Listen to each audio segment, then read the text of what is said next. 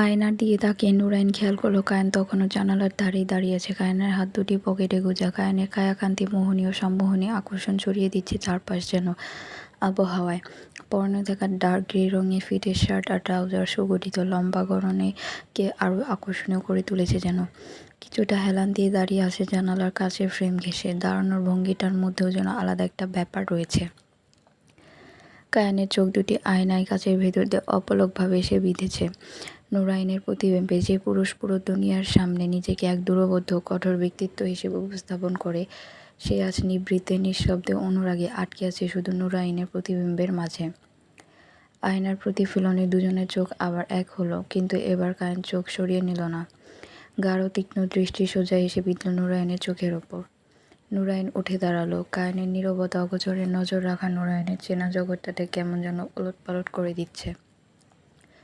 ভেবেছিল পরিস্থিতি সামাল দিতে কায়ানের সাথে কেবল এক ছাদের নিচে থাকার চুক্তিটুকু বজায় রাখবে, কিন্তু কায়ানের ভেতরের এই সত্তায় এই চাউনি সবকিছু দিন দিন ভারী করে তুলছে। কায়ান এবার জানালার পাশ থেকে সরে এলো, ধীর ভারী পদক্ষেপে নুরাইনের দিকে এগিয়ে আসতে শুরু করলো। নুরাইনের মুখোমুখি এসে দাঁড়ালো। কায়ানের দৃষ্টি তখনও স্থির নুরাইনের মুখে। কায়ান কিছুটা নিচু স্বরে বলল, কাল তো উইকেন্ড, আমার সাথে ইন্টারলাকেন যাবেন? নুরাইন এক মুহূর্তের জন্য থমকে গেল। কায়ানের এমন হঠাৎ করে ঘুরতে যাওয়ার প্রস্তাব একদমই আশা করেনি। হঠাৎ ইন্টারলাকেন? কোনো বিশেষ কাজ আছে নাকি সেখানে? বিশেষ কিছু নয়, কাজের আর নানা রকম মানসিক চাপ থেকে একটু ব্রেক দরকার। নুরাইন কায়ানের মুখের হাবভাব বোঝার চেষ্টা করল।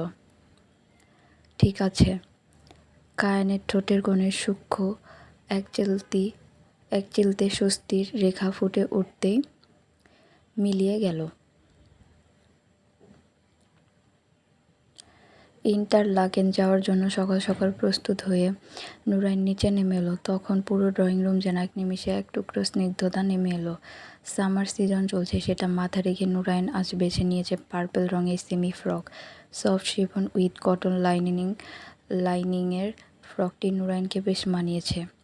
ফ্রকের হাতাগুলো ফ্লেয়ার্ড, বুকে সামান্য থ্রেড ওয়ার্কের সূক্ষ্ম কাজ। নুরাইনের চুলগুলো পনিটেল করে বাঁধা, যার দু একটা অবাধ্য কাছে গাল ছুঁয়ে যাচ্ছিল। পায়ে বেইজ রঙের ফ্ল্যাট স্যান্ডেল। কোনো বাড়তি মেকআপ ছাড়াই এই সাধারণ রূপে নুরাইনকে সতেজ পদ্ম ফুলের মতো দেখাচ্ছে। কায়ান আগেই রেডি হয়ে নুরাইনের জন্য অপেক্ষা করছে। গাড়িতে হেলান দিয়ে দাঁড়িয়ে আছে কায়ান। কায়ানের পরনে সামুদ্রিক নীল রঙের শার্ট, যার ওপরের দুটো বোতাম খোলা, সাথে অফ হোয়াইট প্যান্ট।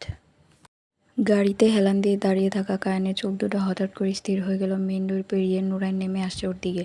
নুরাইনের সতেজ পদ্ম ফুলের মতো দেখাচ্ছে, স্নিগ্ধ, পবিত্র আর অনন্য। নুরাইনকে এভাবে সামনে হেঁটে আসতে দেখে কায়ানের বুকের ভেতর মোচড় দিয়ে উঠল। পুরো মনোযোগ শুধু ওই একটি মানুষের ওপর আটকে গেছে। কায়ানের চোখের কোণে মোহের আভাস ফুটে উঠল। দুনিয়ার শত শত সুন্দরী প্রসাধন মাখা রমণী দেখেছে, কিন্তু নুরাইনের ন্যাচারাল স্নিগ্ধ রূপের সামনে সব যেন তাসের ঘরের মতো ভেঙে পড়েছে। নুরাইন যত কদম এগিয়ে আসছে তত যেন কায়ানের বুকের ধুকপুকানি বেড়ে চলছে। কায়ানের অটল সম্মোহনী দৃষ্টি নিচের ওপর দেখে নুরাইনের কপাল ভাঁজ পড়ল। কায়ানের চোখের দিকে তাকিয়ে বলল, ওভাবে কি দেখছো? কায়ান এক সেকেন্ডের জন্য চোখ সরানো, ঠোঁটের কোণে খুব সূক্ষ্ম হাসি ফুটে উঠে মিলিয়ে গেল। কায়ান এক সেকেন্ডের জন্য চোখ সরানো, ঠোঁটের কোণে খুব সূক্ষ্ম হাসি ফুটে উঠে মিলিয়ে গেল। ড্রাইভিং সিটের পাশের প্যাসেঞ্জার ডোরটাও খুলে দিয়ে বলল, আপনাকে দেখছি। কোনো সাধারণ দৃশ্য যদি হঠাৎ স্বর্গীয় ওঠে তবে যে চোখ ফেরানো কঠিন। কায়ানের মন্তব্য নুরাইন এক মুহূর্তের জন্য থমকে গেল। কায়ান কোনো উত্তর না দিয়ে গাড়িতে গিয়ে বসলো। কায়ান আলতো করে দরজাটা আটকে দিয়ে নিজের সিটে এসে বসলো। ইঞ্জিনের মৃদু শব্দের সাথে সাথে গাড়িটা রূপসী পথের দিকে ছুটে চলল। আর কায়ানের অবাধ্য মন ততক্ষণে নুরাইনের পদ্ম ফুলের মতো রূপের মোহে পুরোপুরি বন্দী হয়ে গেছে। কায়ান স্টিয়ারিং ঘুরিয়ে গাড়িটাকে মূল হাইওয়েতে নামিয়ে আনলো। শুরু হলো ইন্টারলাকেনের উদ্দেশ্যে এক মায়াবী সফর। সুইজারল্যান্ডের গ্রীষ্মের সৌন্দর্য সত্যি মনোমুগ্ধকর। দুপাশে পাহাড়ের কোল ঘেঁষে মাইলের পর মাইল বিস্তৃত সবুজ তৃণভূমি, যেখানে ফুল ফুটে আছে। দূরে লেক ব্রিয়ানেস এক নীলাভ স্ফটিকের মতো পানি, সূর্যের আলো হীরের মতো জ্বলজ্বল করেছে। পাহাড়ি আঁকাবাঁকা মসৃণ রাস্তা দিয়ে গাড়িটা ছুটে চলেছে। ঝিরঝিরে মিষ্টি বাতাস নুরাইনের চুলগুলোকে উড়িয়ে এনে বারবার ওর মুখে ফেলছিল। নুরাইন জানালার বাইরে তাকিয়ে আছে, আর কায়ান স্টিয়ারিংয়ে শক্ত গ্রিপ ধরে রাখলো। ওর নজর বারবার আর চোখে নুরাইনের উড়ন্ত চুল তৃপ্ত মুখের ওপর গিয়ে আটকে যাচ্ছে। লেকথুন আর লেক ব্রিয়ানেসের নীল টলটলে পানি সূর্যের আলোয় হীরের কুচির মতো জ্বলজ্বল করছে। দূরে আল্পস পর্বতমালার বরফাবৃত চূড়া আর কাছে সবুজ ঘেরা প্রান্তর, সব মিলে ইন্টারলাকেন যেন ক্যানভাসে আঁকা কোনো জীবন্ত ছবি। নুরাইন চোখ বন্ধ করে গভীর একটা শ্বাস নিল। মুখে ফুটে উঠল অনেক দিনের পর এক প্রশান্ত হাসি। কায়ান আর চোখে সেই হাসিটাই দেখছিল। মনে হলো এই হাসিটুকের জন্য পৃথিবীর যে কোনো কিছু করা যায়।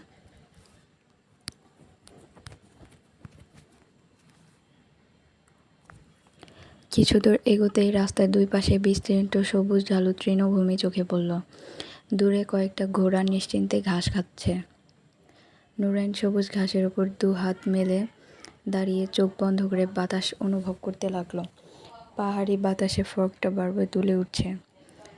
দূরে দাঁড়িয়ে কায়ান এক দৃষ্টিতে তাকিয়ে রইল। কেমন অদ্ভুত একটা অনুভূতি হচ্ছে। মেয়েটা যেন এই প্রকৃতিরই একটা অংশ। এতটাই নির্মল, এতটাই শান্ত। অজান্তেই কায়ানের ঠোঁটে হাসি ফুটে উঠল।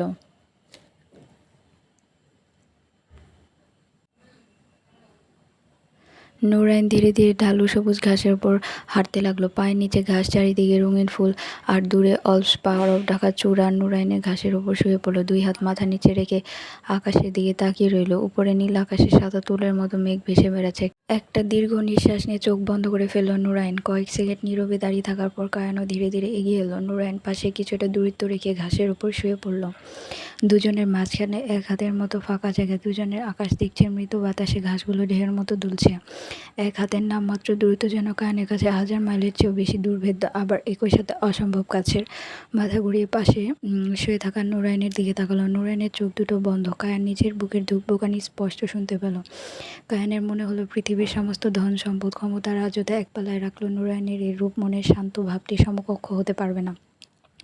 কায়ানের ইচ্ছে করছিল নুরাইনের দিকে আরেকটু ঘেঁষে গিয়ে চুলগুলো সরিয়ে দিয়ে হাত দুটোকে নিজের হাতে শক্ত গ্রিপে পড়ে নিতে, কিন্তু একই সাথে কায়ানের মনটা নিভে গেল। ও জানে নুরাইনের মনকে জয় করতে হলে কোনো জবরদস্তি চলবে না। এই আগুনের মতো মেয়েটাকে আপন করে রাখতে হলে ওর আত্মসম্মানকে ভালোবাসতে হবে। আকাশের মেঘগুলোর দিকে তাকিয়ে কায়ান মনে মনে মনকে বলল, যদি সারা জীবন এমন নীরব দূরত্বে পাশে থাকতে হয় আমি তাও মেনে নেব, কারণ এই মেয়েটার হাসির মূল্য আমার কাছে পৃথিবীর যে কোনো রাজত্বের চেয়েও 1000 গুণ বেশি। দুজন পাশাপাশি ঘাসের উপর শুয়ে রইল। ইন্টারলাকেন থেকে ফিরে এসেছে কায়ান। নুরাইন অনেকদিন পর। নুরাইনের খুব ভালো দিন কেটেছে। নুরাইন ঘুমানোর প্রস্তুতি নিচ্ছিল, ঠিক তখনই জিম এরিয়া থেকে খুব মৃদু সুর ভেসে এলো। নুরাইন কৌতূহল সামলাতে না পেরে জিম রুমের দিকে গিয়ে গেল। জিম রুমের দরজাটা আধ খোলা ছিল। ভেতরে ওয়ার্ম লাইটের আলো এসে পড়েছে ফ্লোরে। নুরাইন দরজার এক পাশে গিয়ে এসে নিঃশব্দে দাঁড়ালো। ভেতরে পাঞ্চিং ব্যাগের ঠিক পাশে একটা হাই স্টুলে বসে আছে কায়ান। পরনে ব্ল্যাক টি শার্ট আর ট্রাউজার্স। কায়ানের সুগঠিত চওড়া কাঁধের পেশিগুলো ওয়ার্ম লাইটে চকচক করছে, যেন গভীর অনুভূতির সাথে গাইছে জেমস আর্থারের বিখ্যাত রোমান্টিক গান। কায়ানের নেশাক্ত কণ্ঠস্বরের প্রতিটি উচ্চারণ যেন গভীর সমর্পণ জুড়িয়ে আছে। নুরাইন দরজার আড়ালে দাঁড়িয়ে এক দৃষ্টিতে তাকিয়ে রইল কায়ানের দিকে। নুরাইনের বুকের ভেতরটা আচমকা অনুভূতির জোয়ারে মোচড় দিয়ে উঠল। গান গাইতে গাইতে কায়ান হঠাৎ গান থামিয়ে চোখ দুটো খুলল। দরজার আড়ালে দাঁড়িয়ে থাকা নুরাইনের প্রতিবিম্বটা দেখা মাত্রই কায়ানের ঠোঁটের কোণে প্রচ্ছন্ন হাসি ফুটে উঠল। ভেতরে আসুন ম্যাম। নুরাইন এক মুহূর্ত ইতস্ত করল, এরপর রুমের ভেতরে পা রাখল। তুমি গান গাও জানা ছিল না। কায়ান স্টুল থেকে নামলো না। এক পা ফ্লোরে রেখে অন্য পা স্টুলের পায়ে আটকে নুরাইনের দিকে তাকায়। আমেরিকায় যখন ডিপ্রেশনে থাকতাম তখন একাকিত্ব কাটাতে গান গাইতাম, তবে খুব বেশি কাউকে শোনানো হয় না। কায়ান আবার গাইতে শুরু করলো।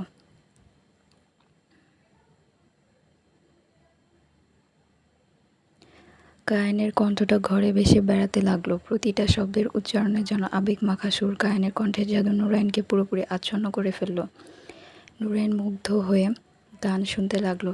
গানের সুর মিলিয়ে যাওয়ার পর জিম রুমের নীরবতায় কেবল দুজনের মৃদু নিঃশ্বাসের শব্দ শোনা যাচ্ছিল। নুরাইন এক দৃষ্টিতে কায়ানের চোখের দিকে তাকিয়ে থেকে একটা দীর্ঘশ্বাস ফেলল। তোমার জন্য কফি নিয়ে আসি। কায়ান কিছু বলার সুযোগ পাওয়ার আগে নুরাইন জিম রুম থেকে বেরিয়ে রান্নাঘরের দিকে গেল। কয়েক মিনিট পর দুটি গরম কফির কাপ হাতে নিয়ে নুরাইন আবার ফিরে এলো জিম রুমে। একটা কাপ কায়ানকে বাড়িয়ে দেওয়া হাতের তালুতে রাখলো, অন্যটা নিজের হাতে রেখে কায়ানের ঠিক পাশে স্টুলের কাছাকাছি দাঁড়িয়ে চুমুক দিল। কফির উষ্ণ কাপে চুমুক দিতে দিতে শুরু হলো তাদের আড্ডা। দুজন মানুষ যেন সারা দুনিয়াকে ভুলে একে অপরের মুখোমুখি বসে পড়ল। কোনো পূর্ব পরিকল্পনা ছাড়াই কথাগুলোর ডালপালা মিলতে লাগলো। কায়ান আবিষ্কার করল নুরাইনের প্রখর ব্যক্তিত্বের আড়ালে লুকিয়ে আছে এক কোমল মন।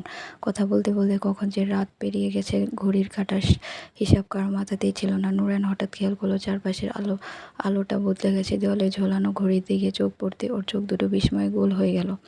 কায়ান, ঘড়িতে সকাল 6টা বাজে। নুরাইন অবিশ্বাস্য সুরে বলে উঠল। কায়ানও ঘড়ির দিকে তাকিয়ে চমকে গেল।